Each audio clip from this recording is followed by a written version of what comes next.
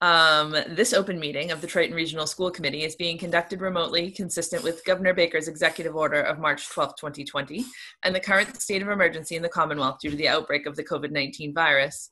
In order to mitigate the transmission of the virus, we have been advised and directed by the Commonwealth to suspend public gatherings, and as such, the Governor's order suspends the requirement of the local open meeting law to have all meetings in a publicly accessible physical location. Further, all members of public bodies are allowed and encouraged to participate remotely. I hereby call to order the June 24th, 2020 meeting of the Triton Regional School Committee at 7 p.m.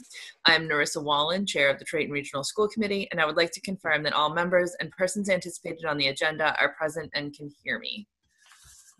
So if you could respond yes, that you are present and can hear me when I call your name, I would appreciate it. Erin? I am present and I can hear you. Thank you. Paul Goldner? I am present and I can hear you. Terrific. Maureen? I am present and I can hear you. Thank you. Caitlin? I am present and I can hear you. Thank you. Did Paulise show up? No, not seeing him on the list. Linda? Present and I can hear you. Thank you. Paul Mayette? I'm present and I can hear you. And Tina? I'm present and I can hear you. All right. And staff, when I call your name, please respond in the affirmative if you are present and can hear me. Brian? Yes, I can hear you. Clearly. And I know you said Kim wasn't going to make it tonight because of a meeting conflict. So I think that just leaves David McGee. Yes, to both. I can hear you. Thank you, David. All right. For And this Kyle. meeting, the Triton. I can hear you as Kyle. well. Sorry, Kyle. Woo! I went right by your name too. I was going to say, he's right next to you. I'm looking at the list. Sorry. No offense taken. Yeah. Just to confirm, so Kim is the technology working group that has been meeting all year but hasn't met since the middle of March, is reconvening tonight, and they have a draft report that they're starting to put together. So they're literally meeting as we speak. We didn't want to change that up because they're now making some progress before we lose people for the summer. Good plan. All right. For this meeting, the Triton School Committee is convening remotely via Zoom using the information posted on the district's website identifying how the public may join. If you are personally attending by video conference using your device's camera, please be aware that others may be able to see you. Committee members and administrators, please remember to mute your phone or computer when you are not speaking. All supporting materials that have been provided to members of this body are available on the district's website with the agenda posting unless otherwise noted. And I believe the two that are missing tonight are Annexes 5 and 6, which are going to be discussed during the meeting, but I believe did not get posted to the website in time because they were contingent upon information that was coming in after the meeting posting. The public is encouraged to follow along using the posted agenda. Each vote taken in this meeting will be conducted by a roll call vote. Please note that this meeting is being recorded and that anything that you broadcast may be captured by the recording. All right. So all that said, I just, obviously we just met a week ago, so there's not a whole lot new to say, but I just wanted to thank our 3 towns for passing our budgets at the town meetings on Monday and Tuesday night. It's the first step in the budget process. It's a big one. It's, we've got a ways to go, but it's nice, really, really nice to just know that that's set in place, and that now we're most worried about the state aid, which we'll be talking about later tonight. So, and I think from what I heard, it was fairly good feedback on having those that held them in the Triton Auditorium and in Salisbury Elementary's gym. So that said, I'm going to move on to oral communications from the public. The next item on the agenda is public comment. Members of the public, the meeting host muted you as you entered the meeting. If you would like to address the committee, please indicate now that you would like to do so, either by raising your hand on your video call, using the raise hand option on the participant screen, or using the chat option. The meeting host will unmute you so that you can address the committee. Please refer to the public comment policy language on the agenda when making your comments, and remember to speak clearly and in a way that helps generate accurate minutes. When you have finished speaking, the meeting host will mute you again. All right. And I see no hands. So we are going to move on to item 4, review Moody's Investor Service Credit Rating Update. And I believe, is this Kyle? Are you taking this? Yeah, I just wanted to tee it up and just say, remember, this is a long-standing discussion, right? We've been talking about our Moody's rating for a long time, and I believe Kyle noted last month, Michelle, Amy Posick, there are a lot of folks who had a lot of work or a lot of involvement in this process and helping right this ship. So I wanted to just tee that up and as a quick reminder before Kyle gets to drop in and share this very good news that we were very excited to hear. Good news indeed. Yeah, like Brian said, hats off to everybody involved, the committee, Michelle. This was administration. This wasn't done overnight. So a lot of hard work and the very positive results. So we met with a representative of Moody's back on May 19th. In on that meeting was myself, Brian, and our treasurer, Amy. Went over a variety of topics relating to the district's financial health, the FY19 operating results, the status of FY20, as well as the outlook to FY21. Went over the financial health of the member communities as well. So a very all-involved or well-rounded conversation. The attachment, the annex that you received, I think it provides a pretty fair amount of detail there. They removed the negative outlook, which was the first big step we were looking for. That removal was directly related to the district no longer utilizing E&D as a funding source in its original budget. That was specifically noted by Moody's, as well as our stable budgetary practices. And then they also reaffirmed the A1 credit rating itself. That's where we were at before. The main reason for that A1 rating, or I should say our goals for the future that they outlined, were to improve our reserve levels. They had some really nice charts in there that, I don't know, that it's kind of my thing. So if we could improve the reserve levels, I think the average was around 5% for other districts. That's going to be including not just E&D, but stabilization funds as well. So that's why we saw an average above, I think it was slightly above 5% for reserve levels of other school districts, because it does factor in the stabilization, not just E&D, which is capped at 5%. So they did highlight that as an area for improvement. However, they did really note the strides that have been made. I won't go into too much more detail on that because I think it was outlined nicely in that report, but any questions? I think the key thing, just to reiterate, is this is a great first step, right? So this is two steps. Yep. We needed to knock off that negative outlook, which is they downgraded us, whatever it was, a year and a half, 2 years ago. And on top of that said, and our outlook for the future is not good, meaning we project it to continue to go down. So we got the outlook is not good knocked off. So they haven't given us a better rating yet, but they've acknowledged that our outlook is better, that we've made some changes in the last 2 to 3 years that are showing positive signs. So this is a good first step. Any questions from the committee?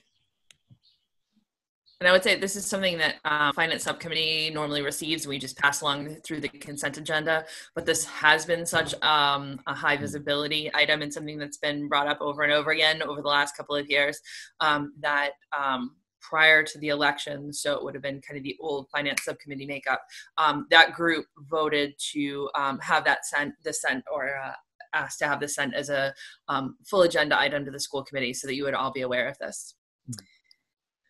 All right. Can I get a motion to receive and file the Moody's Investors Service Credit Update as released on May 26th, 2020, please? I'll make I'll a make motion. that. Ooh, I heard 3 people. I need somebody to step forward and be the one. I'll make that motion. Maureen. Okay, thank you, Maureen. Can I I'll get a second. second, please?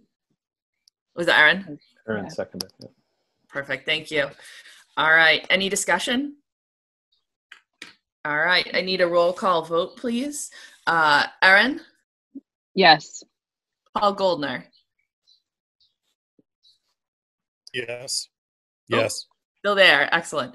Maureen? Yes. Caitlin? Yes. It's like we are still missing Paul Lees. Yes. He is connected. No. Linda? Yes. Paul M? Yes. Tina? Yes. And I am a yes. That's unanimous acceptance. All right. Moving on to the fiscal year 20 budget, year-end anticipated standing, please. Yeah, so this is a different document. We'll say this. So this is not something that we normally do at this time of year. Kyle put together this very helpful and informative discussion document. The note at the top is of particular importance. So this is an estimate as of today, as of about 11 o'clock this morning before it went to the finance subcommittee. These are not firm numbers. We don't ever end the year, or none of these dollar figures are ever in nice round figures like 690,000 and 95,000. So these are estimates as of today. And this is being put together to paint a picture of how we're ending fiscal 20 because we've had such variances from what we projected a year ago over a year ago when we finalized a fiscal 20 budget in March of 2019. So we did adjust the budget in the fall, and we had to make some adjustments that were not favorable in that we were relying more and more over the course of this current year on fiscal or on revolving accounts. So this summary document paints the picture of how our general fund is landing, and then how our revolving accounts that we knew we were going into the hole, into deficit because of programs like food services and preschool and full day K and user fees, where we were refunding user fees and tuitions to parents and still paying folks. And then those that we're proposing that we restore some of those balances with general fund savings. So this isn't an action item. This isn't something you vote on. This is actually the administration managing the budget, but we would very much like to hear your input and your guidance. And so we certainly brought it to the finance subcommittee earlier today. And then, obviously to you tonight for further thoughts and feedback. So I'll hand it to Kyle, and with thanks for putting this very comprehensive document together. Absolutely. Oh, my pleasure. So like Brian mentioned, the top part of this form, or the form in general, paints the picture of the district's total financial position, whether it's the general operating fund as well as the revolving funds, because so much activity does pass through those revolving funds. So the first section there, the general fund, what we did is we looked through the district's budget line by line. We present a report to finance subcommittee that has a summarized level of detail, but beyond that, there's an even greater level of detail. So we went through every single line item, took a look at where our budget results stood today. We looked at where we anticipate each of those line items landing through the end of the year. And even though there's only a few days left in the fiscal year, is actually a little bit more comprehensive of a process, just because there are still some variables there. But looking at those line items, in total, there were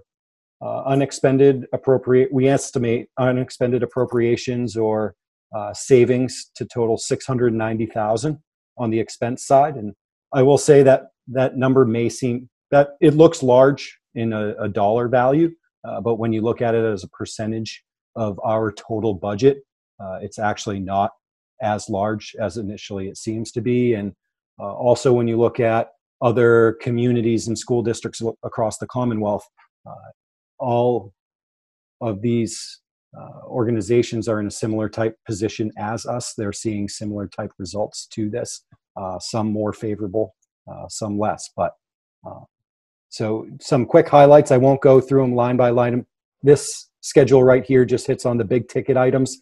A few worth noting: utilities, a couple different factors that play into what we anticipate being a $215,000 worth of savings or unexpended appropriations.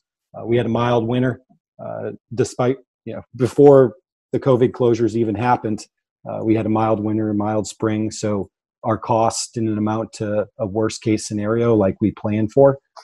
So that was helpful. And then with the school building closures, soon after it became pretty apparent that students weren't going to be coming back into the school anytime soon. We brought, not offline, but we brought all the heating levels down, turned off certain zones so that we could realize savings there. So that's a big ticket item. Also transportation, we've been talking a lot about the NRT bus contract. We negotiated a 22% reduction in costs. We are still paying them for a readiness fee of sorts, but that 22% reduction will yield $215,000 in savings. And we had a conversation with NRT too to make sure. I talked to him the other day just to make sure we were on the same page and there wouldn't be any surprises. The other items, smaller, I won't go through each of them individually. These are offset by some unfavorable results. School choice, expecting a $210,000 shortfall there that are offsetting some of those savings. We realized that was going to happen pretty early on. That relates back to the spending freeze that was implemented back in November to try and mitigate those shortfalls. Any questions on that? I figure we can take questions bit by bit, or feel free to interrupt me at any point. Yeah, no, I think section by section is a great idea to try and take it in bite-sized pieces. Yeah. Any questions from the committee? Taking a scan through, not seeing any hands. All right. Why don't you head on to the next section? And then on the revenue side of things, so some favorable results that just came through in the last few days. Regional transportation, we're anticipating 137,000 more of revenues than we had budgeted for. The reasons behind that was the reimbursement rate that the state comes out with every year changes.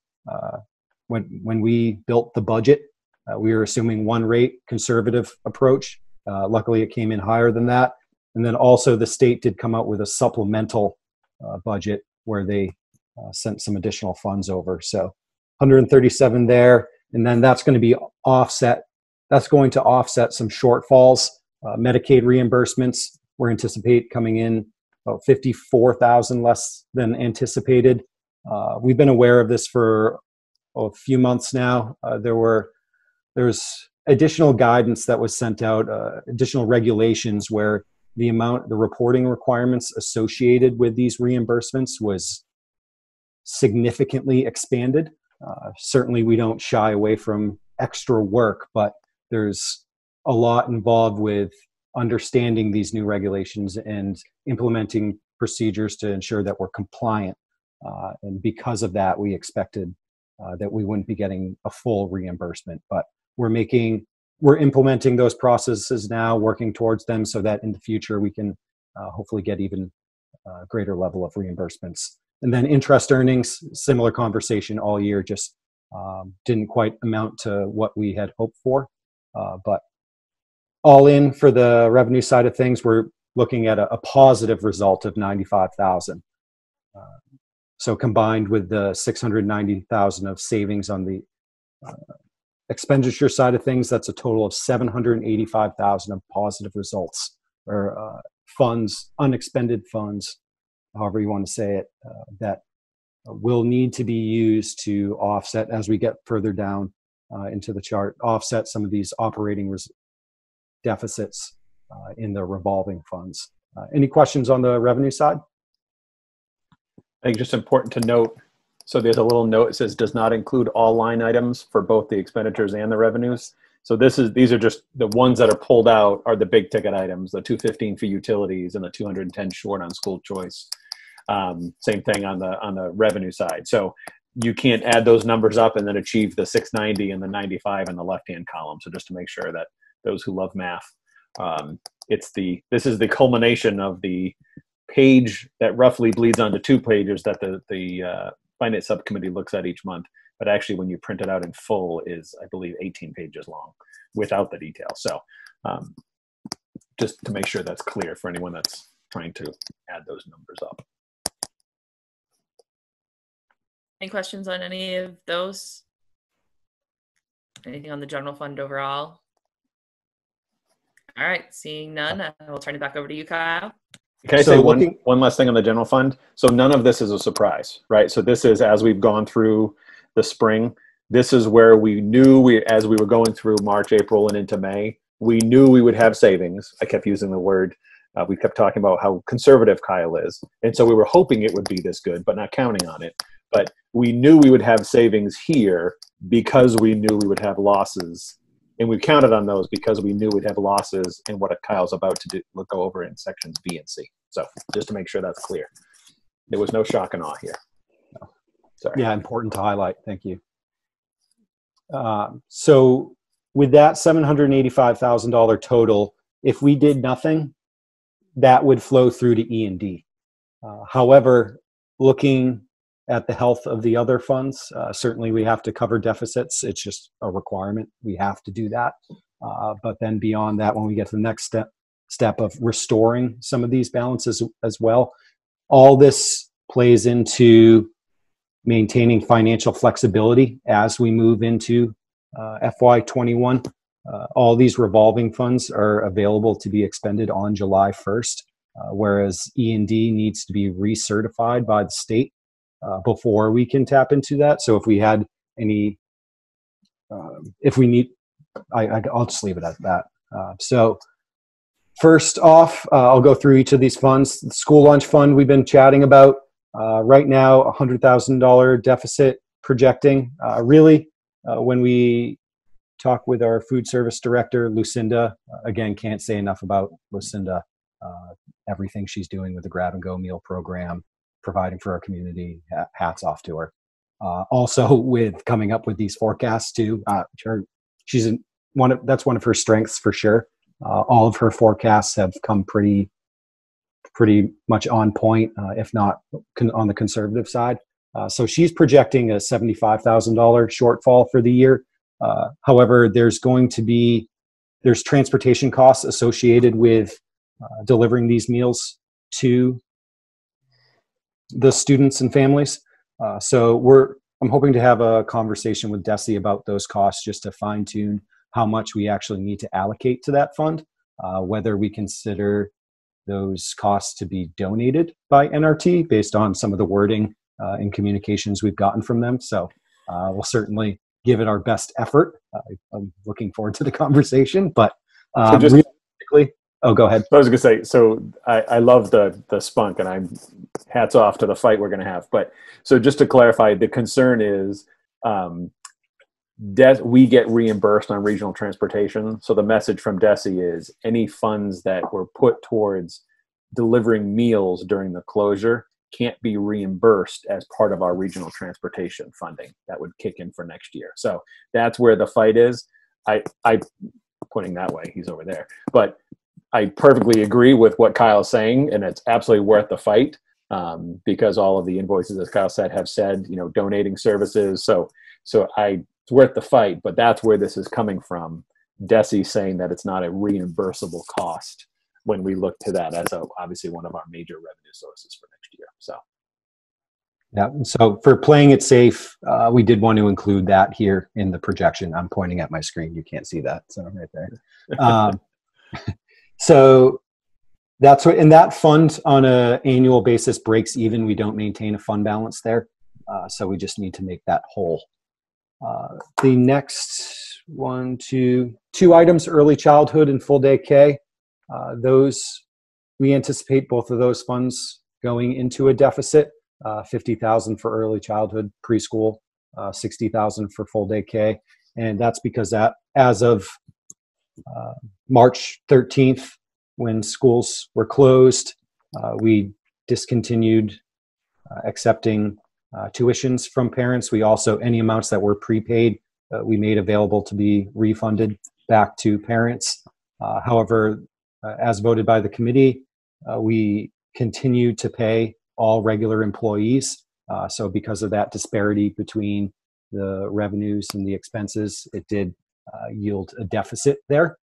Just as Brian highlighted earlier, this was all planned early on in those discussions. We felt that our financial position could sustain these. We knew that we were going to have these savings in the general fund that would offset these. So no big surprises here, but wanted to itemize those out so you could see each one.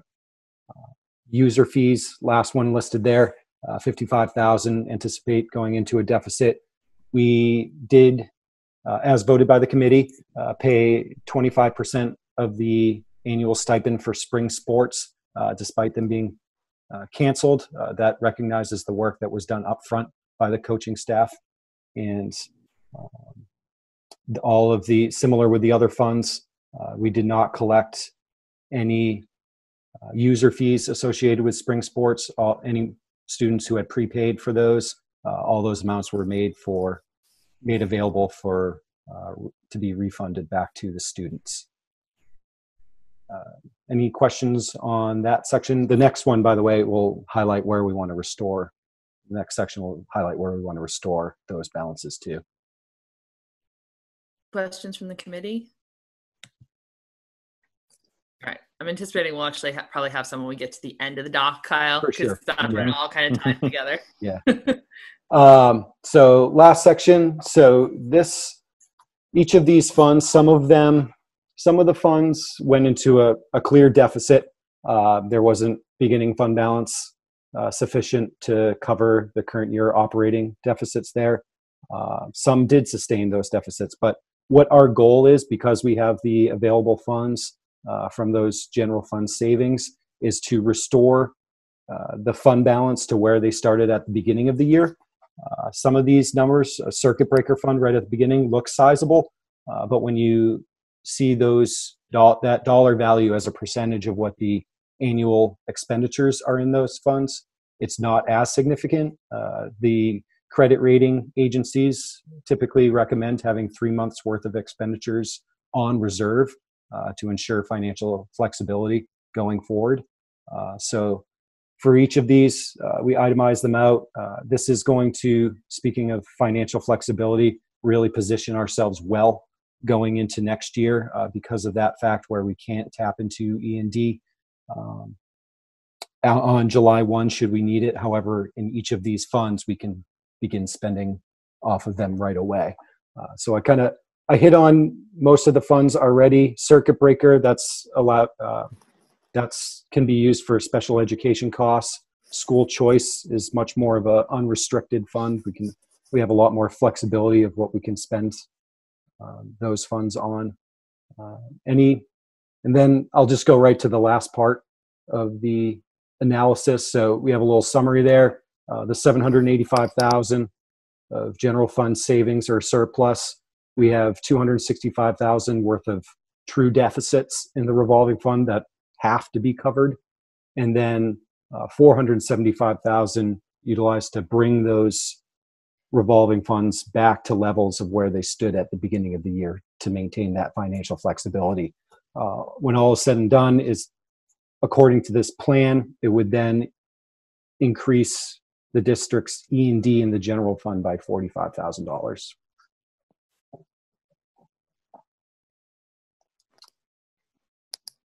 Any questions? I kind of went fast there, but I think the key summary there is for section C, taking circuit breaker, for example. I mentioned early on that when we adjusted the budget in the fall, I believe we did that right before Michelle left. I think that was literally her last meeting. Circuit breaker came into the year with $297,000. So we carried that as a starting balance into fiscal 20. In the fall, we pretty much knew there were changes that happened over September, October into November, where we ate up all of those funds. So the deficits, so these funds weren't, even if they didn't run into a deficit, we had wiped out balances over the course of the current school year. Circuit breaker had nothing to do with the COVID pandemic closure. The others, early childhood full day K, And kids clubbing user fees, absolutely, was specifically because of the COVID closure and paying people and refunding all of the fees that generally cover salaries. The one standout is school choice. As Kyle mentioned, that's an unrestricted fund. So we do our best. That's definitely one that when you look at Moody's and any rating agency, they're going to look at that as one of the funds where we can carry unrestricted funds that can be used in those rainy day fund. And it's, there are times we've had $400,000 or $500,000 in there, and it's dwindled down to nothing. So this adds 50. I believe we carried 70,000 and change, and there's 70 there now. So this brings it back up to 120. So just to confirm, none of this, just so that we're clear, and there's no one that looks at this and says, we're not being clear about floating money. That 475,000 does not have to be restored to those funds. That 475 plus the 45, and again, these are just estimates as of today, that 475 plus the 45 could just be allowed to filter through, and it would filter into E&D. So that would be adding what, 520,000 to our E&D. You got to know, as looking at E&D over the past 15 years, it would be really nice to take the 417 that we had certified and add 520 to it and have almost $1 million in E&D. It would be nothing wrong with that whatsoever. On any normal year, that would be a great thing to do. This isn't a normal year, and obviously it's the atypical year that generated this kinds of savings. So I think this is an opportunity where, as Kyle noted, we have the support of our member towns. We have a budget that passed unanimously in all 3 towns, and that is unbelievable given the financial circumstances that everyone is facing. But we still have a huge hurdle to get over in regards to state aid. And I can say to you with utmost confidence that we will absolutely lose state aid. I'm now cautiously optimistic that it's not going to be anything like the 2 to 2.5 million that was projected weeks ago. But we're going to have to overcome a loss of state aid, in between, reductions that we'll look at next on the agenda, and savings in the general fund that allows us to reinstate those balances that we started the current year with, allows us to have flexibility in how we address that need in the coming weeks as we kick into fiscal 21, as well as in a year from now when we're looking at fiscal 22, because as the towns have said, their fiscal 21 was already kind of, the bus was in motion. Fiscal 22, there aren't many people who are projecting that things are going to rebound and look all rosy in fiscal 22. And so we're going to have more time, and so we're going to need to be more methodical in our planning so that we can adjust for this. But I fully expect that fiscal 22 will be as challenging, if not more challenging, than the current year that we're working into. So just so I want to make sure everyone's clear that the proposal here that we only add 45,000 to our E&D is very strategic in that, so we can access that. And I'm not sure if Kyle said this specifically. We can't touch that until it's certified. Theoretically, it's due in October, and we're supposed to get it turned around quickly. I looked at this current year, we got it in January. We got the email from DLS, and that was pretty quick. Normally we're getting it sometime around when we're putting our budget into place in February and March.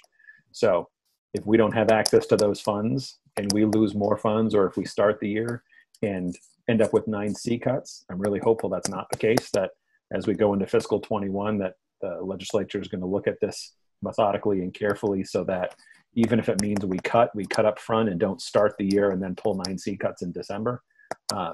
But having this money available to help remedy those problems, whether it's for next year or the following year, is going to be very important. Well said. Can I just, before we go on, I want to take a step back really quick, because I feel like sometimes we speak school committee ease. So the general fund is where essentially most of our non-specific state aid and our town assessments are used as revenue sources, and that's where a lot of our expenses are paid out of that are not in some way reimbursable. The revolving funds, in theory, should be pretty much self-supporting. So it's something like special education, for instance, where we're paying out special education costs out of there, but we're receiving some special education reimbursement through various sources, or school lunch, where students are paying for lunch and we're getting reimbursements for those. But then that's going to pay for cafeteria worker salaries and repairs in the kitchen and food supplies and all that type of thing. Excess and deficiency is the regional school districts' versions of what a towns would have for free cash, or sometimes it's called the rainy day fund.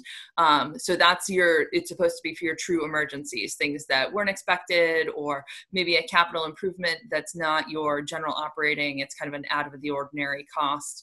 And Brian just introduced 9C cuts, which are a mid-year state aid cut. So sometimes when the economy is not going, and tax collections in particular aren't going the way that the state anticipated they would go when they set their budget, they make mid-year cuts to the state budget, which in turn make a mid-year cut to our aid that we receive. And in the past, that's been pretty devastating, because it's very hard in the middle of the year to make a swift turn and take a new direction. I don't know if I missed any in there. I was trying to mentally tap them up. I'm really glad you hit on I'm glad you highlighted those, because sometimes we live and breathe these things every day, and acronyms especially. So it's for especially the viewers out there too. I'm glad you mentioned those. Thank you. DLS is it's Division of Local Services, which is part of the Department of Revenue, and they do our certification for excess and deficiency. Put that acronym jar and put $1 in it every time we use an acronym. I know. A virtual. But I have to say, if we weren't using them, the meetings would probably be 2 hours longer. That's true. So That's true. There's going to be a payback somewhere, I guess. Yeah. So all that said, any questions at all on this document? Because I know there's a lot in here. Can I add one more clarification? So out of the 3 buckets of funds that we have, general fund, grant, and revolving, the budget that you approve each spring and then is passed on to the towns for approval by a town meeting is the general fund budget. We, by law, it's not even, so the towns can't and don't vote on our revolving accounts or the grants. They're in the back of the budget for information purposes only. And literally the legislation speaks to that. It's for the information of the taxpayers. But those revolving accounts are under your authority to manage. Depending on the type of revolving account, they're set up for a specific purpose and the money comes out for a specific purpose. There are certain types that require town meeting approval, but by and large, it's school committee approval that you have the authority to set a revolving up or a special revenue account up for a specific purpose so that you can collect money for that purpose and expend it generally under that same purpose. So this is a fun little lesson. There's got to be questions. I was going to say, I would think there has to be questions. I know, so a third of the committee has already seen this because finance saw it earlier today.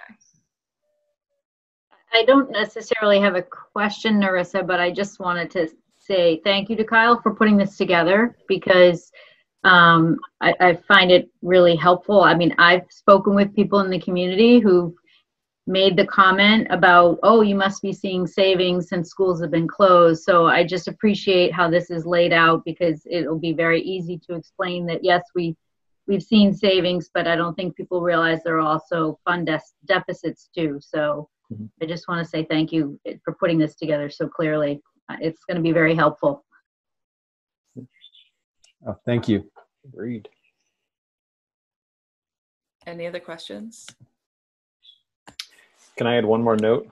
And it's literally the note at the end.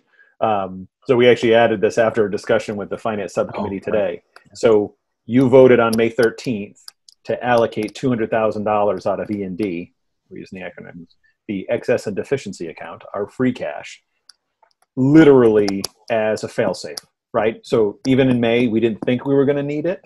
And I remember Kyle saying that, I don't think we need it, but it was one of those things where we said, you know what, it's the last opportunity, because once you vote E&D, you technically are amending the budget, and we then have to provide that to the towns and give them the opportunity to have 45 calendar days to hold a town meeting to up or down vote any amended budget. So technically a vote of E&D amends the budget you approved last spring.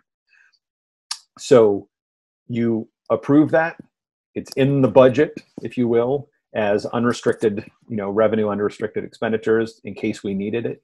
This does not include any assumptions of that 200,000. So the $417,133, that is the only exact figure on this entire document, because that was certified by the Department of Revenue, DLS, in January of 2020. Whatever that final surplus is that isn't used to offset and restore revolving balances, if it's 40,000 or 30,000 or 59,000 or whatever it is, gets added to the 417 that we certified last year, and we're moving into the mid to upper 400,000s, which again, our budget is roughly, call it, round it to 45,000, 45 million, sorry. So 450,000 would be 1% of our general operating. And you remember, it's suggested we have 3% and it's capped at 5%. So even if we were at 450, we have another 900 to add before we're at what the Department of Ed, Department of Revenue, Moody's, everyone suggests that we have as reserves. So just to be clear that all of this good news in the standing, it assumes we didn't even touch that 200,000 that you voted back in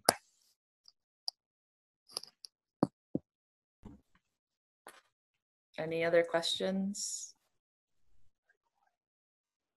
And I guess I wanted to go on because I was kind of the school committee voice as we were talking this through, and I fully support putting the funds, the beginning funds, back into those revolving accounts, because I think it's the smartest thing that we can do right now with an uncertain future ahead of us. So I spoke for the committee in saying that. Obviously, that's a discussion we can still have, but I think that was a very smart.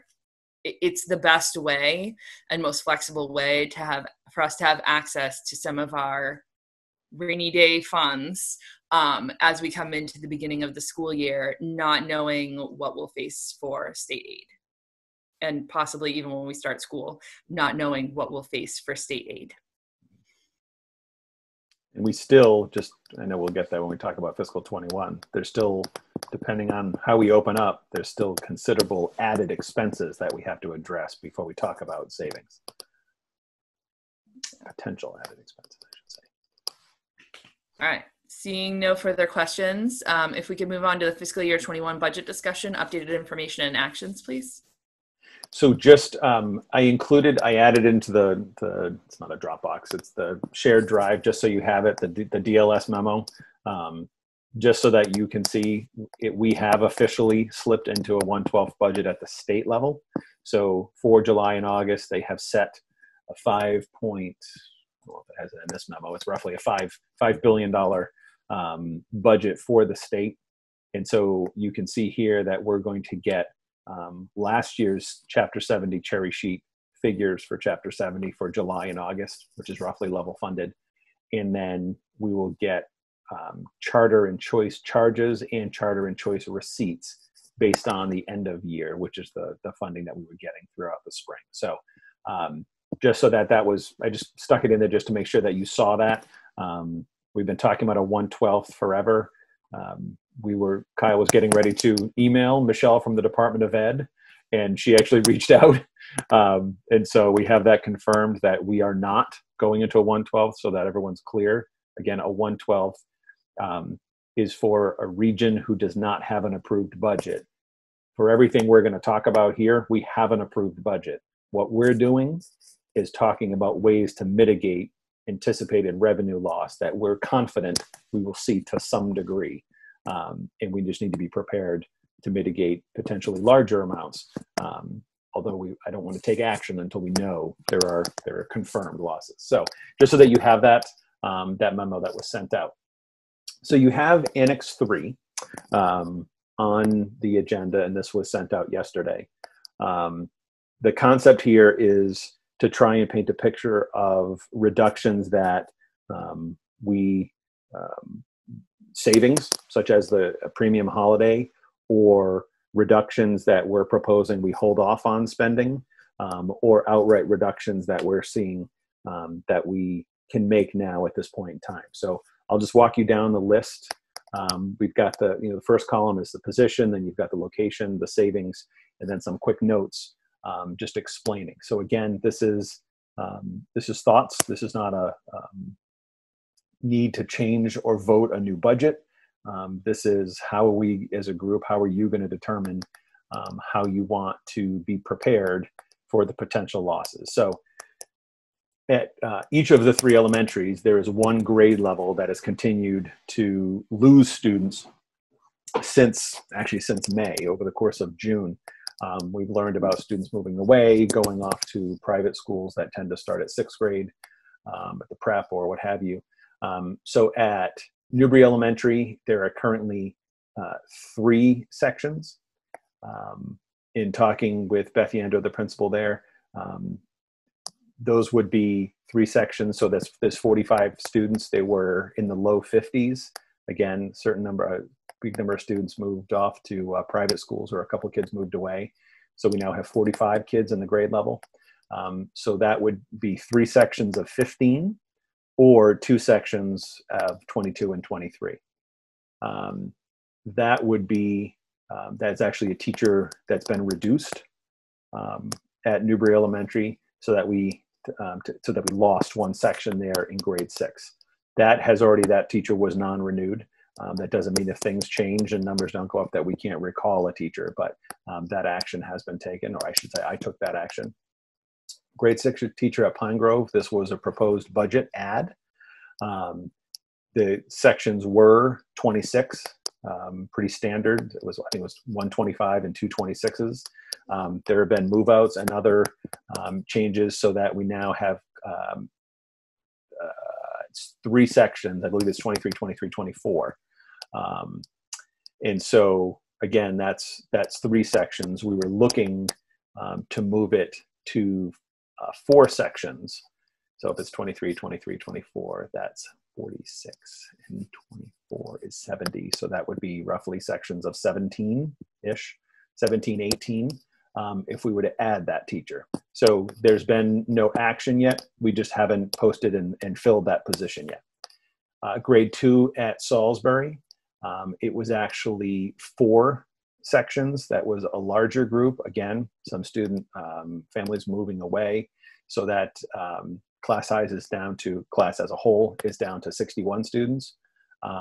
So that would either be 4 sections of 15 or a 20, a 20, and a 21. So these were all discussions that we had with the principals, and they actually suggested that they don't feel comfortable when we don't have a whole lot of other class sizes in the mid-teens, that these were the recommendations as far as savings at this point in time. So that was a teacher who retired at Salisbury, and so that person hasn't been replaced. So those 3 are, those wheels are already in motion. That doesn't mean they can't be reversed, but there was 1 teacher non-renewed from Newbury, and then the new position was not hired at Pine Grove, and the retirement at Salisbury was not replaced. The reduction of the 1 instructional assistant at the high school, this would be something we'd be doing whether we were in this situation or not. That's actually a retiree of over 42 years at the high school. And on his departure, looking at caseloads, student caseloads, Patrick Kelly, the high school principal, was able to ensure coverage so that all IEPs are being met, all IEP services and requirements are being met without having to replace that IA. So that's a full savings. The half section, which is literally a half class, it's a class that meets every other day all year. There was an extra business half section that is not going to be running this coming year. So I can tell you right now, we don't need that half section. So again, those 2 high school, those would be coming off the roster whether we were in this situation or not. I should have numbered these. The halftime ETC, the evaluation team chair, and the halftime custodian at each of the 3 elementaries. There are 3 halftime custodians. Those 2 positions, 4 positions total, but those 2 kind of categories of positions, those were added in the budget. They're absolutely still needed, unequivocally. This is not, nothing has changed in regards to the need. We certainly need that halftime ETC. as we talked about with our special education strategy, and looking to, it's really about the overall management of the process that we're looking to improve. That halftime ETC was targeted to be at the secondary level. We were going to use ETCs that would pick up students in 6th grade, so that there's a single ETC that manages 6th grade, then into 7th and 8th. So that transition there becomes a very different process for families and for students, so that there's a familiarity with the ETC and the team in the 6th grade, so that when the transition up to the 7th, there's one big consistent factor in that transition. So absolutely important, but hasn't been hired yet. And we feel like if we need to assume some savings now, that's a place we can hold off on that hire. Same thing with the 3 halftime custodians. Unequivocally, yes, as we look to the fall, we would love to have an extra halftime custodian in each elementary on any given day, let alone on this day when we know we're going to be sanitizing and disinfecting schools on a very different schedule, in a very different way. I can tell you the magic hydrostatic, what is it, the mister, whatever it is, those magic guns that mist and aerosolize the disinfectant. We do have those now in our possession. Took 3 months to get them because they kept getting confiscated at the border. But so we have those now. So I mean, we're set up to be able to do that. And we believe, and speaking with the principals and Chris Walsh, we believe we can continue to sanitize the schools and keep them safe. But again, if we're looking at savings, that is something we all agreed made sense to delay that hire. Medical insurance, jumping back up to the third from the bottom, Maya, which is our insurance provider. Both our dental and our medical are with Maya and through Blue Cross. They announced $25 million out of the trust reserve to provide a premium holiday for the month of July. So anyone who has plans, they have a 50% premium holiday for the month of July for medical plans and a 60% for dental plans. So that's obviously good for employees. Basically, the second deductions for medical are taken on the first and second pay of each month, 50%. And it's obviously, you all have health insurance. It's not short money. It's not cheap at all. So that second deduction is entirely waived for the second pay period, which is this coming Friday. And then on top of that, obviously our 70% is full savings. So that medical, or that premium holiday for 50% medical and 60% dental, yielded $210,000 in savings. When they announced that, we thought, well, that's good. That's some good money. I hadn't wrapped my head around when you take 1/12 of the total cost of insurance and dental for the entire year, and you get 50% of that back. It's obviously a very big figure. So again, similar to the IA and the half section at the high school, that's a done deal, right? That's not a cut. That's just a savings that we learned about in recent weeks. And then middle school and high school late buses, again, that's not something we commit to early or often, right? It's something where we could add them in October, we could add them in December. But for right now, if we need to assume some savings, again, no action has to be taken. We're not signing a new contract. If we run late buses, we pay a cost. If we don't, we don't pay it. But that would be an area, especially as we went into the fall. We still don't know what regular day transportation is going to look like. So if there's a place where we need to save some money, that certainly would be a target for as far as what we're thinking about for savings.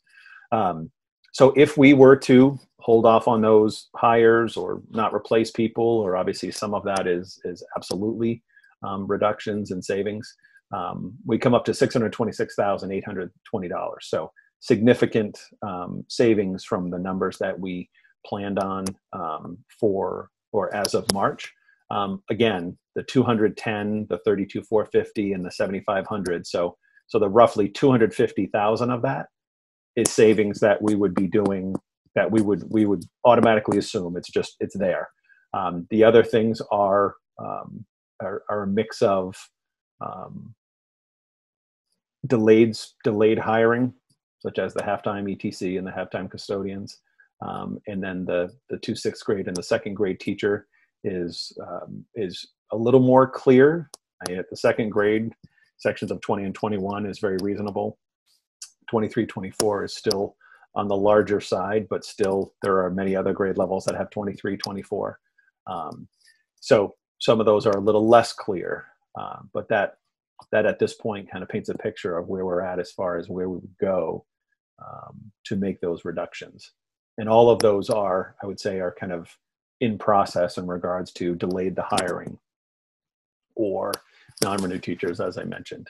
Down the bottom of the page, as we continue this discussion, again, between balances that we are able to carry into next year and those savings outlined above, we're certainly not ready for the bottom half of this page.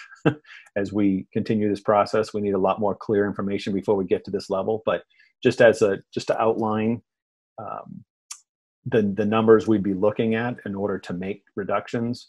So our average, and this is an actual figure, that $66,450 is the average salary of all of our teachers between 1 and 3 years of service. So all of our non-professional status teachers. So that's, with that being the average salary, you take off unemployment costs as an offset, assume some savings for medical. So we're looking at roughly 53,000, call it 50,000 for each teacher that we would cut. And again, this is a cut, right? Above, it's either a non-renewal, a non-hire, or a non-replacement. There's no cut, so you yield the full reduction. So for every teacher, I won't go each of the categories, but for every teacher, it's roughly 53,000. For every administrator, assuming a $100,000 salary, it's roughly 73,000, almost 74,000 in savings. For an IA, it's roughly almost $26,000. So as we move forward, if we get to the point where we're saying we need to cut 10 teachers, or we need to cut 10 teachers and 2 administrators, or whatever that is, those are the figures we would have to use unless we're able to identify a specific area, a specific grade level, specific position. And in the bottom right corner, I just noted the other items that are new in fiscal 21 that we're in the top section. I'm not proposing that we look at reducing at this point in time. So that's the first year of phasing in of free full day K for 75,000, the adoption of the history and social sciences curriculum in grades 6, 7, and 9 for 28,256, the removal of the student parking fee for 20,000, the athletics uniforms rotation middle and high school for 25,000, and then that middle school special education teacher for 81,533. I can tell you that is absolutely no longer in the optional category. That position is being hired because it's not a reinstatement, but to not restore that position from a prior cut, I can tell you we will pay at least twice that, if not more, as students would be going out of district if we don't have that program in place. So I just kind of plowed through that whole sheet just to get it out there. And so certainly happy to answer questions or your thoughts or comments or opinions. Go ahead, Maureen. All right, Brian, I have a couple of questions. On the reduction of this half section at the high school, is that a full-time employee that teaches that, and then that full-time employee would be going to part-time? I just want to try to understand that a little better. Yep. So in the contract, our contract allows for teachers to teach an additional section. So a teacher's full caseload, other teachers in the room here, especially at the secondary level, you generally teach 5 sections, plus you have a planning period, plus you have a duty period. So that's roughly the 7-period day in a typical schedule. Teachers can teach an additional section and give up their planning period. So it's not a routine occurrence, but there's generally a handful of teachers that are teaching an additional section. So it happens to be where, making this up, we have 10 teachers in a department.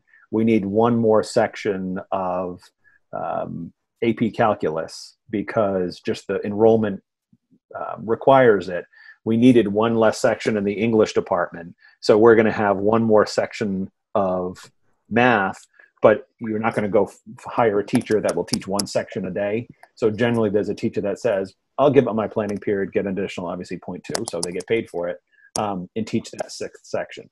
So this 0.1 was actually an added business section that was running over the past year, and a 0.1 is a halftime class. and the way you can run a halftime class as a semester, or the way we generally run halftime classes is it's a full year meeting every other day in the cycle. So that's what that point one is. Okay. So every year there's generally sections based on those of you who have taught high school or have kids going into or gone through the high school. It's all based on student requests. So they say, this is what I want for my course load. Megan Ober then becomes the grand wizard behind the curtain and makes it all happen. And we have more demand in one department and less in another. You obviously always fulfill the core. And then it's a matter of what electives are running and what the interest level is of the roughly 700 student body. Okay. That was my, I know you said that the full day kindergarten is not something that we're looking at the moment, but I'm just curious, is there any discussion? We talked about how in a few years it's going to be required that all schools offer the full day of kindergarten for free and that we were going to phase it in. So is there any discussion about delaying that free full day deadline because of this pandemic situation that we're all in? So I would, I would say first of all, so this is a proposal that I'm putting out there for you all to discuss tonight. So there's nothing decided on any of this. Okay.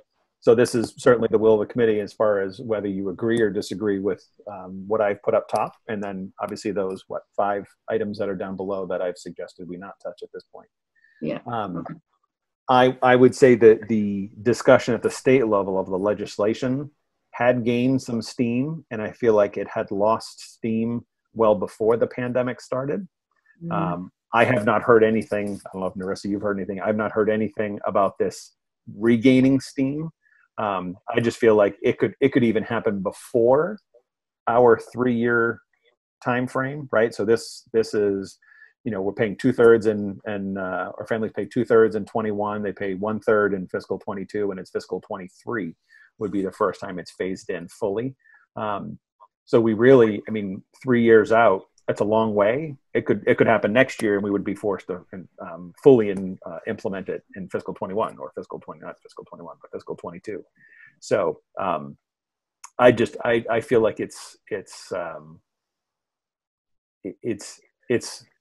a balance of the right thing to do, i.e., we're supporting early literacy, and it's important for all students to have a free quality kindergarten program. So there's that piece. And then there's the financial operations piece that we would be in a world of hurt if we just get forced to do that overnight. So I think from both the operational perspective and the academic perspective, that's where, for me, that's why that lands down in that bottom. Don't touch it. Okay. And how many teachers do we have, or do you know, that have non-professional status? About 35. 35. I can get you an exact answer to that. Okay. All right. That's all my questions for right at the moment. All right. Linda?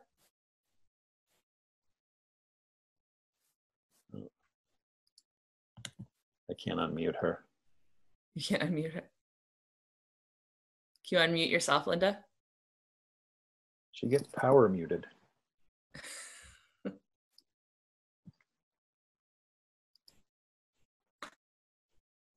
Okay, can you hear me now? Yes. All right. Where'd she go? Oh, she's over there. I wanted to ask about the late buses. Now, with this pandemic and going into next year, I would think that the late buses may be needed more than ever. Or not at all. Oh, yeah, I was going to say, I guess the way I would say that is that's something that we have on the table. I don't know if I teed this up correctly. So there are things that are in motion, right? But none of this can't be reverse coursed, have the course reversed, right? So other than the 210,000 and that one time or the full-time IA in that section, those would be savings we would find we would work in anyway.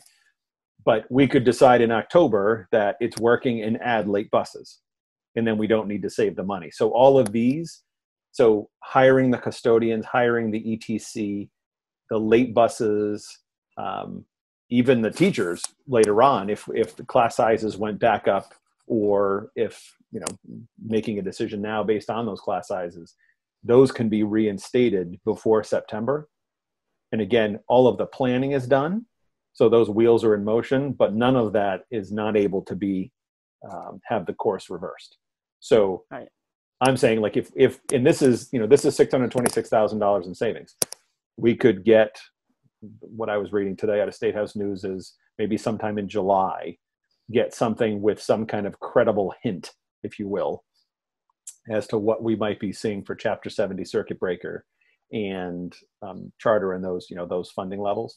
Regional transportation, which I'm sure will just be wiped out if certain people have their way.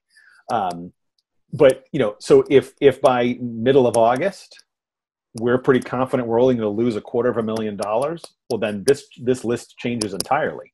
We're going to move forward. We're going to hire the ETC. We're going to hire the halftime custodians, and we're going to put the late buses in place. So I think it's kind of the reason that we currently have another meeting scheduled for next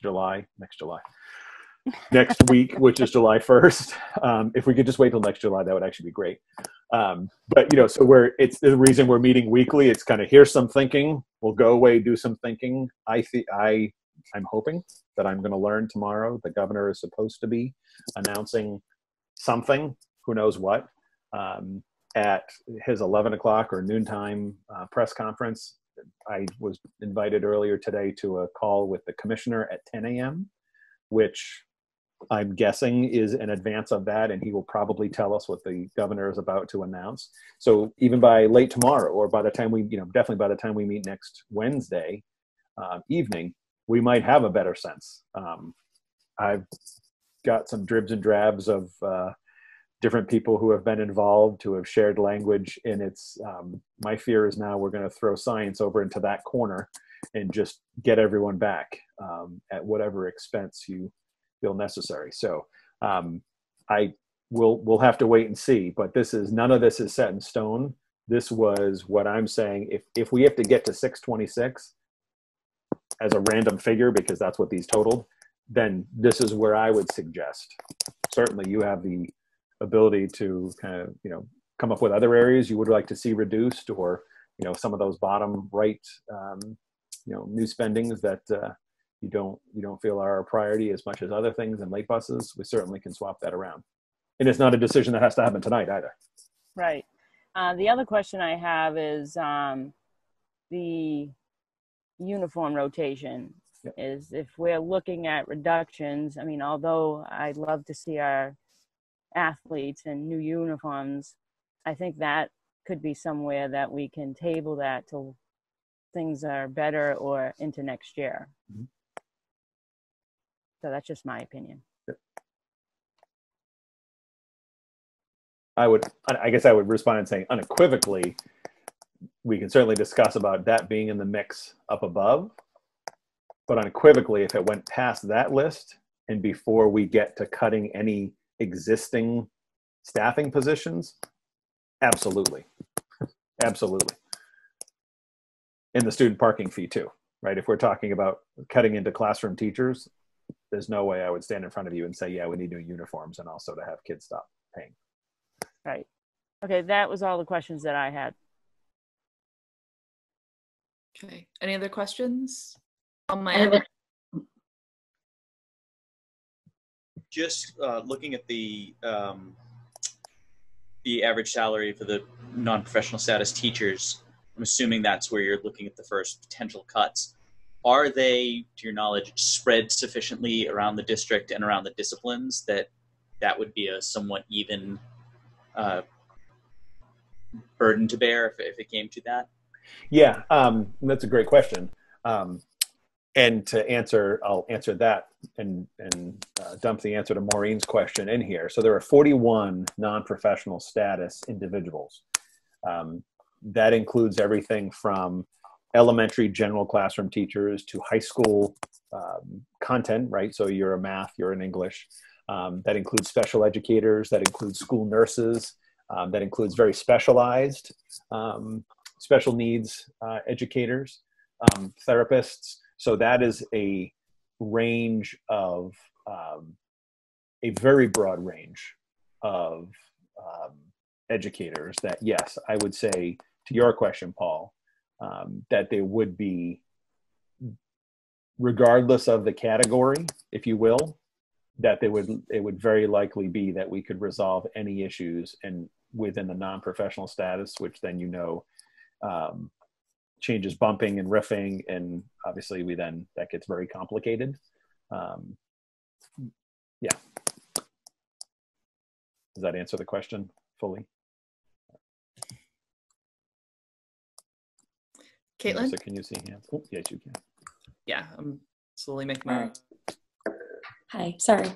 I have a question about the IAs in that same vein then, because I'm not sure, how are they used in the middle and high school? Because I know in the middle school, they're highly used when you get into the younger grades, but how are they are they used for special ed purposes? Are they used for larger classes? Yep, so all special ed. So there are no instructional assistants outside of preschool and kindergarten classes that have non-special ed IAs. So from basically, even in preschool and kindergarten, there are obviously special education IAs, but each preschool classroom and each kindergarten classroom has a teacher and a regular ed aide to work with the class. So at the high school level, and obviously as you get into the middle school, and as a former high school teacher, the students become more independent. So it looks very different. I would say this, we conducted a special education review, jump in here, Dave, if you want to, over several years with Alan Bloom. And I think we can utilize our instructional assistants better. There are those that for both the individual and the way we've structured their job, I think that we can do better. And I think IAs would agree that they could be utilized better. But for example, that reduction with that IA at the high school, when he retired, not replacing him, obviously students graduate, and so the caseloads change. But we're able to meet the needs as outlined on an IEP, all grids, with the number that we have. So that's absolutely being looked at. And actually, is it 2 years ago now? I think it was for the fiscal 19 year, we cut, Dave refresh, was it 15 IAs that we were needing to make cuts, and we looked at IAs as the solution, and I forget it was 13 to 15 IAs that we ultimately ended up reducing. And a lot of those we ended up reinstating simply because they're providing a service. They're, in those of you who are educators, the co-teaching model is the ideal, where you have a regular educator and a special educator working side by side. You need to have at least one special educator for every grade level. We generally have at the elementary, 4 or 5 that are servicing the general population pre-K to 6.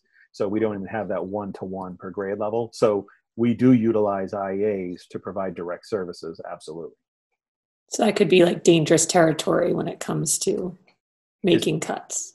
So it was, that proved out to be dangerous territory 2 years ago. Yeah. So we did make the cuts, and I don't know the exact number. I would say we didn't reinstate every single one of them, but over the last 2 years, several of them, the majority of them, Dave, is that fair? I mean, have been reinstated based on IEP requirements, and just, if we're out of compliance, we've got to find a way to make sure we're in compliance.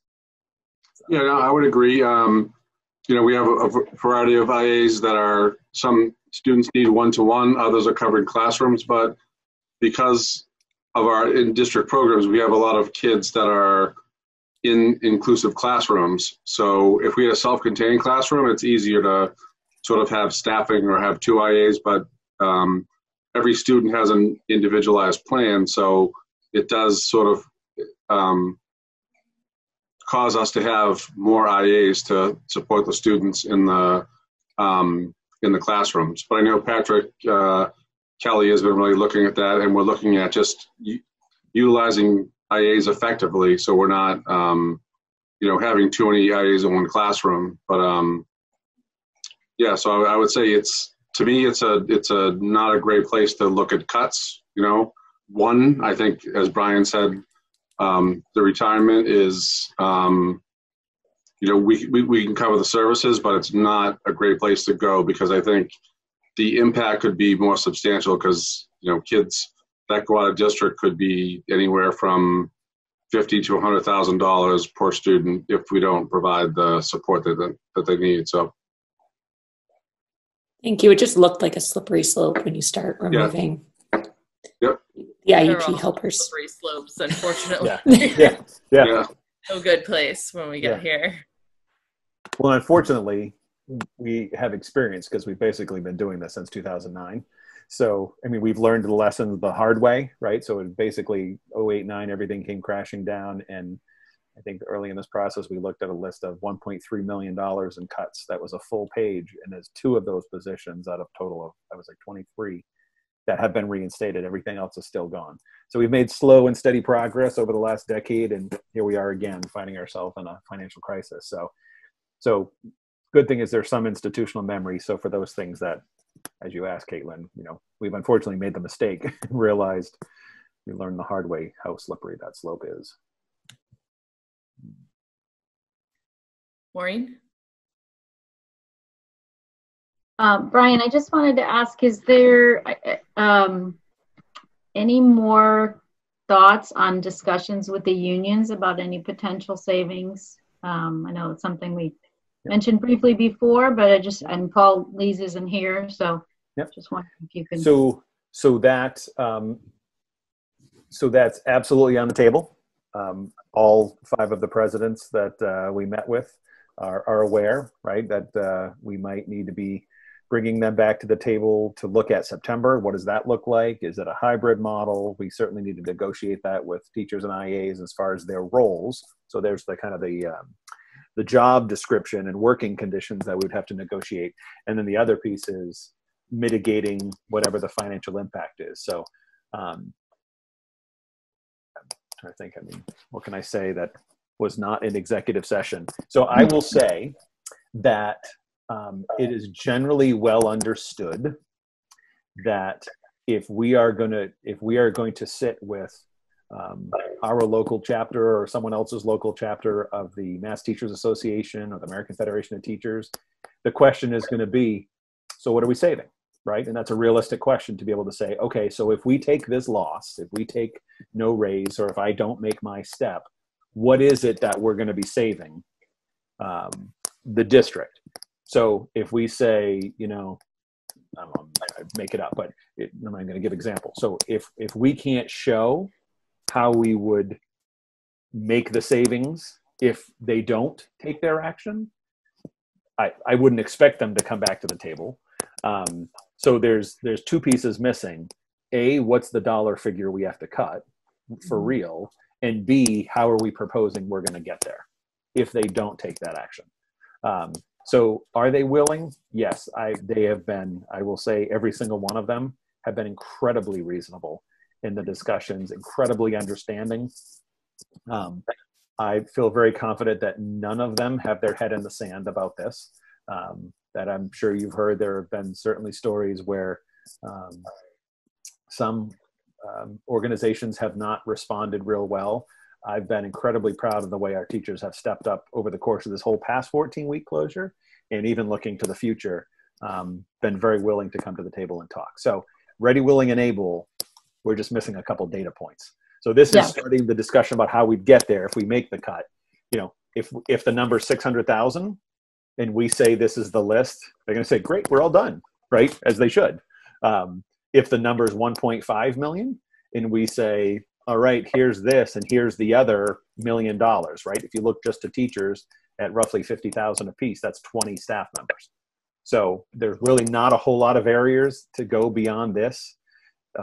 We got to transport students. The supply lines are less than they were 20 years ago. So, there really isn't much else. So if we get a figure that's $1 million plus, $1.5 million, then absolutely they're going to be willing to come back to the table, and we're going to have to look at very clearly outlining what the cuts need to be.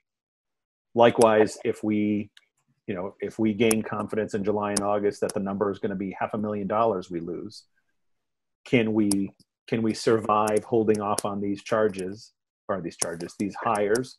And are we comfortable charging off some additional things to revolving balances that we carried forward from fiscal 20 and moving into the year without making any other staffing reductions?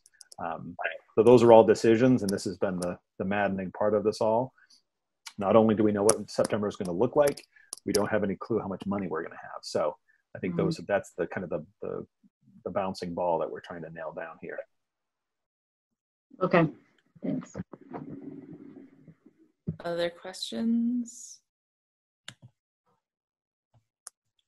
I am not seeing any hands. Please speak up if I'm missing you. I'm looking at both participants list and the screens. I don't see any hands. Not seeing any either? I am not. Okay. Virtual, literal. I don't necessarily have any questions here, but I just wanted to make the comment that not restoring those halftime custodians in pandemic times makes me very, very nervous of anything on that list. That's what makes me the most nervous, because I feel like if kids are back in the classrooms, we're fighting a battle against a virus, and our chief soldiers in that fight are our custodial staff.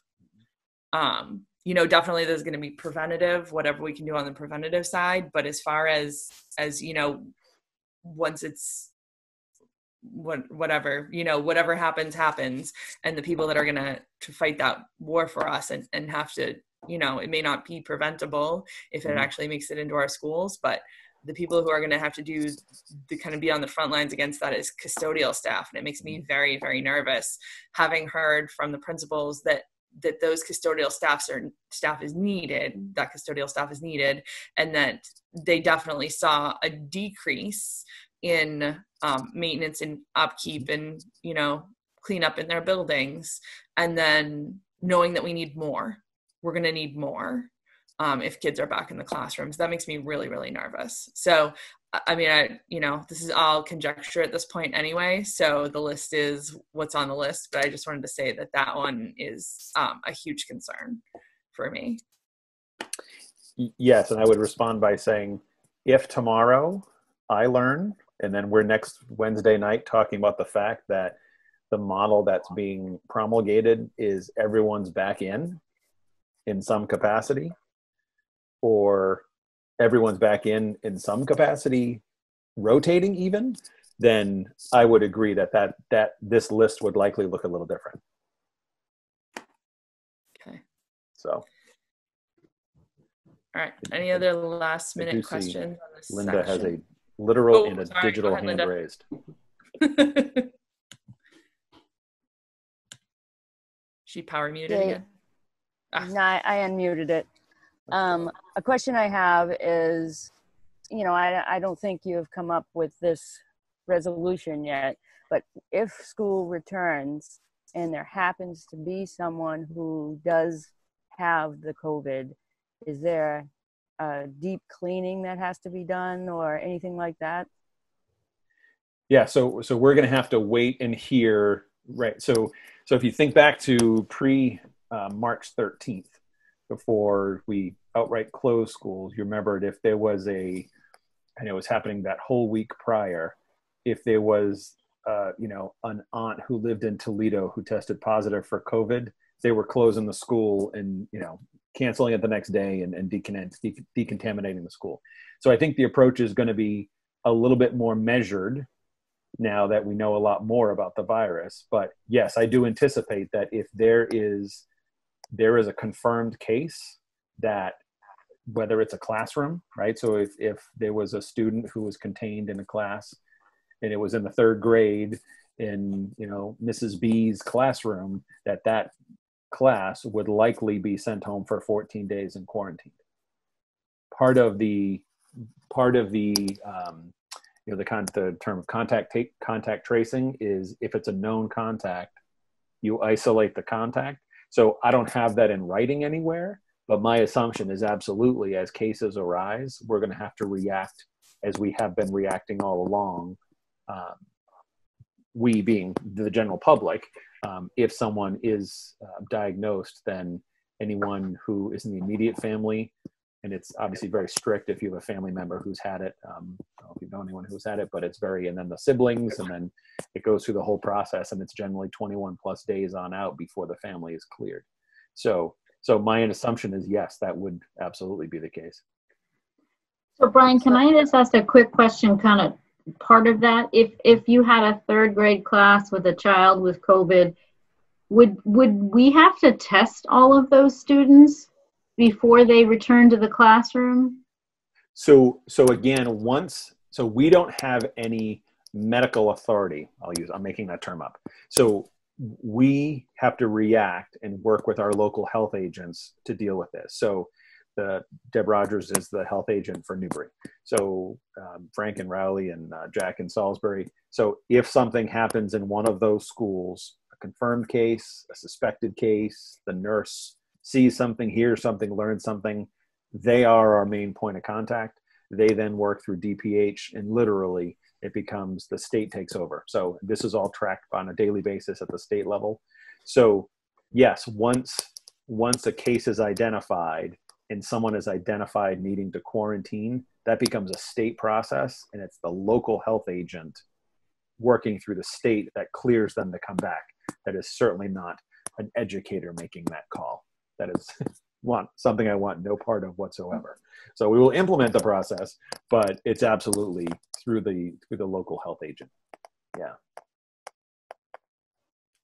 I have one other question, Brian. Sure. I'm just being. I think we lost your audio, Linda. I was going to say, was that just me? Can see you now. Linda?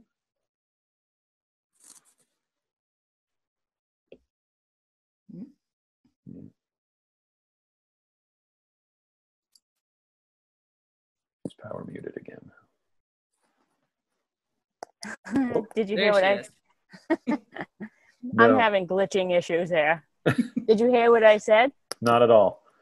Oh, I said I was being the devil's advocate. If the nurse happened to get COVID, who would her backup be? A substitute. We're actually talking about doubling up nurses. Okay. Because I think I mentioned to you that we're in the process of putting up hygiene barriers in all the offices. So all the main entrances now, when you walk in, the secretary's desks will have 3/4 inch nice glass enclosures, and so generally the first point of contact for the public. The other thing, and Chris Walsh has been walking around with Tara O'Keefe, who's the Newbury nurse and the district lead nurse, meeting with each nurse, planning out what their space will look like, because we need to have, lack of a better term, a COVID section and a non-COVID section in their offices. So the student who needs to come down at noon to take a pill needs to go one way. Any student who is even suspected of having COVID-like symptoms needs to be going in another direction. And then what do you do with a student who just couldn't smell something and got nervous, sitting next to a student who genuinely has COVID, and because that student exhibited a symptom, that student is now exposed. So that student then, the other student goes and gets tested, is tested positive, and then we have to communicate with the family to say that, your child was exposed, sat with the student in the room for 20 minutes. And so that family is then implicated as well. So yeah, there's a lot of details, and I don't think that's so far-fetched to play the devil's advocate, Linda. I mean, I think those are going to be, I can tell you the nurses are incredibly sane, wonderful people. And I think they're all doing a great job of not pulling their hair out, but I think they're looking at this, given their, Sarah Frizzy, who is the nurse at Salisbury Elementary, is actually an ER. And when she's not in school, she's working in an ER and has lived this day in and day out for the last 3 months. So has been a tremendous wealth of knowledge. And so I think the nurses are aptly nervous about what this looks like come September. Wow. I mean, you just went over a scenario some of the scenarios that I didn't even put in my mind what is going to happen to the teachers come the fall. Even, actually I was talking to Kim, there's a seminar, the BRIGHT program. So we have the Bridge program, which is the Bridging Resilient Youth in Transition. So that was the program we put into place this last year. Kara Briley, who's the teacher, the social worker in that program, is part of the state agency, and they're doing wonderful presentations at the state level coming in to talk about the psychological impact of a student walking in, seeing a teacher in a mask, and sitting in a reading circle with the teacher that has a mask and a face shield on, because they're in such close proximity to 5 students. And it's a toll that no one's put their finger on yet, but it is going to be absolutely a significant impact to bring 300, 400, 500, 600 students back and pretend that the toll of wearing a mask, forget about the physical reaction of wearing a mask for 6.5 hours, just the anxiety that it produces to walk into a building is something that hasn't yet been addressed. So yeah, I think we can come up with all things that would have seemed far-fetched 3 months ago, and they're not so far-fetched right now. Other questions? I think Caitlin? You see Caitlin. Mm-hmm. So now going down the rabbit hole of bad things that can happen. Absence policies and teacher sick days. I mean, forced quarantine for a teacher, because, just like the student that was sitting next to them, they had a teacher in the classroom. They're now out 14 days minimum, all being going well. And then you have students that have to be out minimum 14 days at the high school level. I know the absence policy is definitely stricter, but I mean, that's considerable time, and it could technically happen more than once if you're an unlucky human.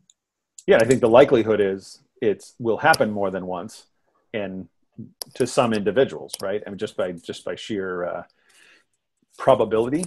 I would say I fully expect, and again, I'm going off of hints and little snippets that the commissioner has dropped along the way. I fully expect that things like MCAS for next year, that the attendance policies, that expectations are going to be different than they are now. No one's committing to anything.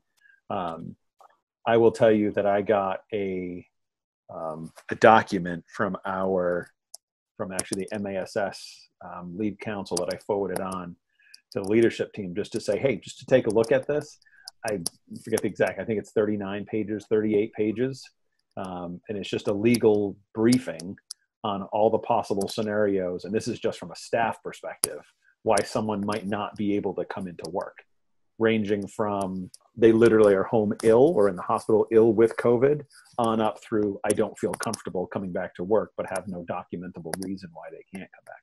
So just reading through that, I mean, that alone, that one document is a rabbit hole that is, that when you have attorneys saying you're gonna have to take this on a case-by-case basis, but be consistent, that's not the best position to be in. So this is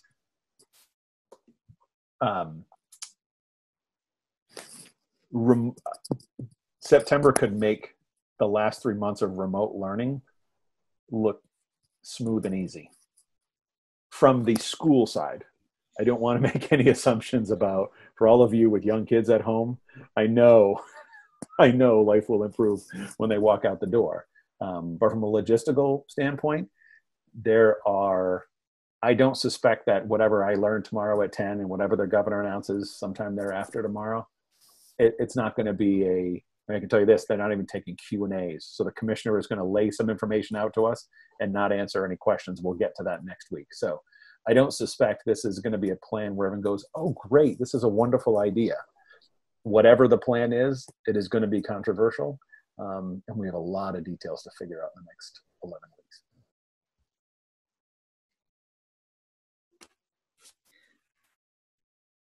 Other questions?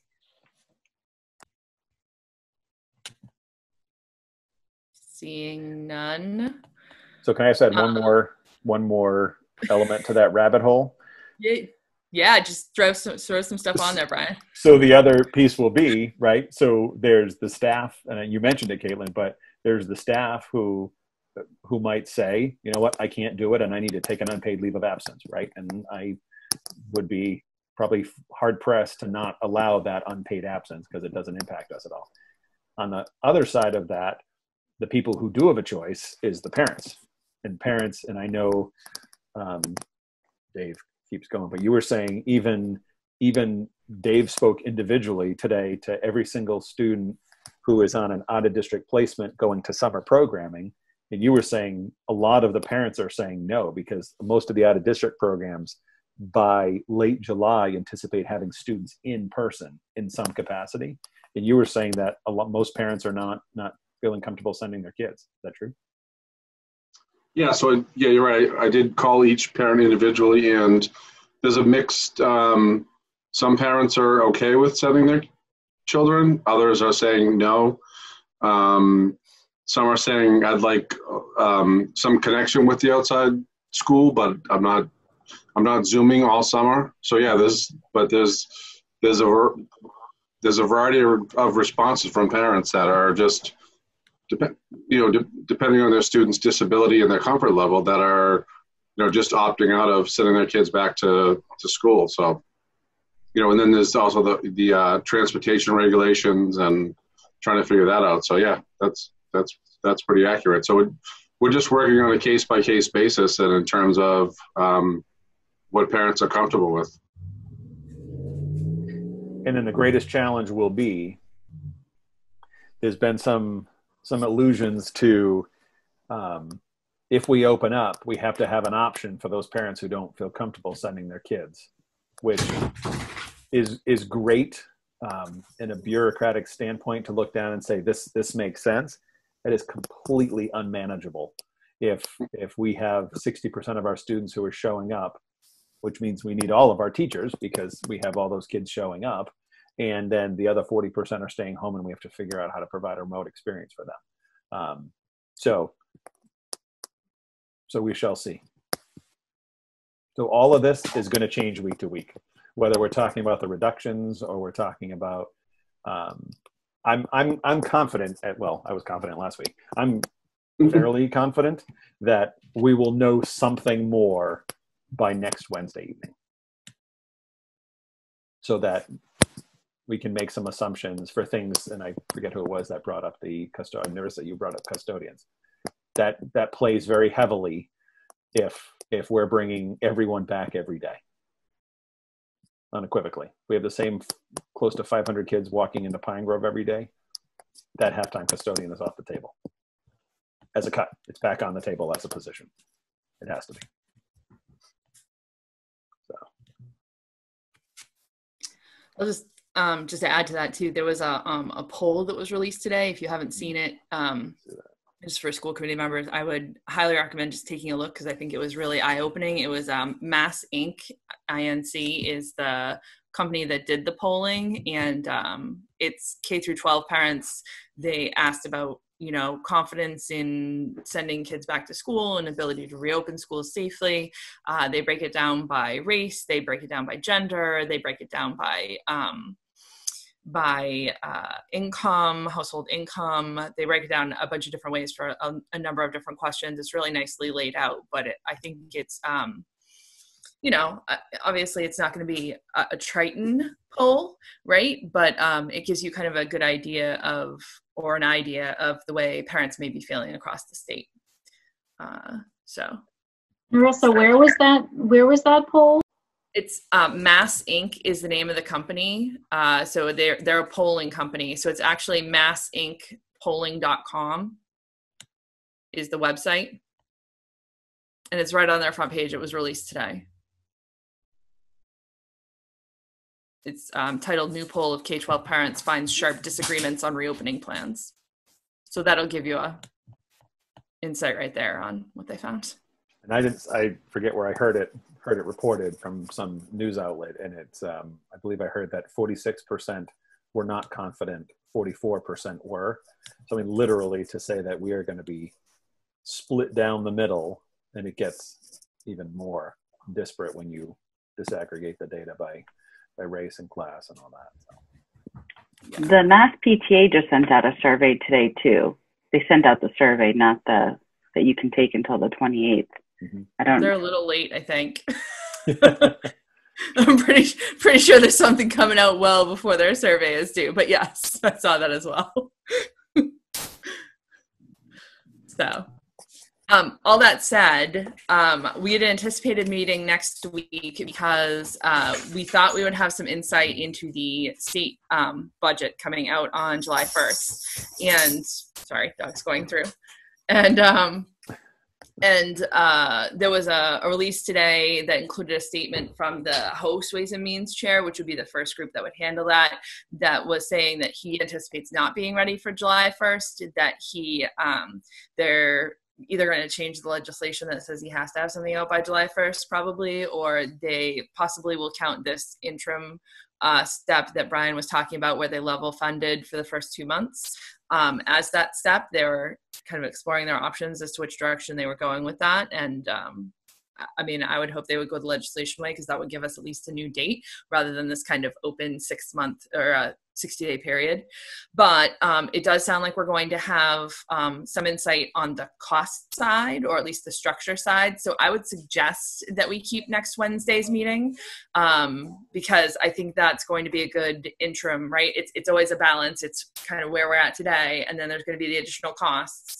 And then there's going to be the change in aid. And we're going to be weighing all of those three things together. And if it gives us a good idea on the cost, so we can have that conversation, then I think that puts us that would be a good start for next Wednesday because these are big topics.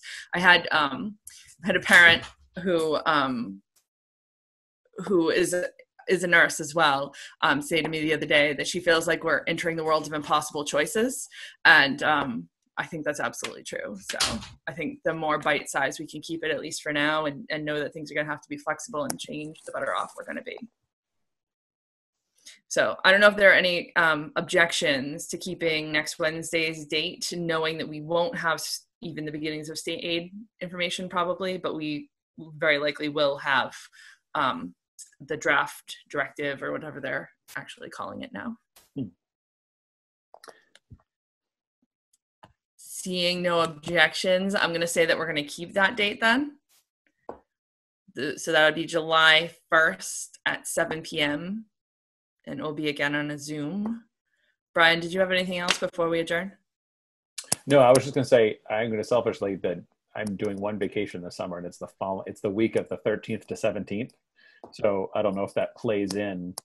If you were planning on meeting the 8th or the 15th, I wouldn't be around. So I didn't know if that played into the plans, or if we meet the 1st and then maybe against the 8th. And I honestly have no idea right now. Or you meet without me. So my take on it is that if they're saying they're not going to be ready by the 1st, I don't think they're going to be ready for a couple of weeks past the 1st, because it sounds like it's something that they can't pull back, right, to get something in by July 1. Mm-hmm. So if they're not at all close, mm-hmm. then I'm anticipating that we'll be a few weeks out probably. So we will. I think we'll have to wait and see. So we'll post for next, say, one single item agenda. It's just mm-hmm. fiscal 21 budget. Yeah, I think so. All right. So all that said, can I get a motion to adjourn, please? I'll make a motion to adjourn. I'll second it. Maureen and Linda. All right. Any discussion on that? Seeing none. I need a roll call vote, please. Erin? Yes. Paul G? Yes. Maureen? Yes. Caitlin? Yes. Linda? Yes. Paul M? Yes. Tina? Yes. And I am a yes as well. So thank you everybody for your time, and we will see you all next Wednesday.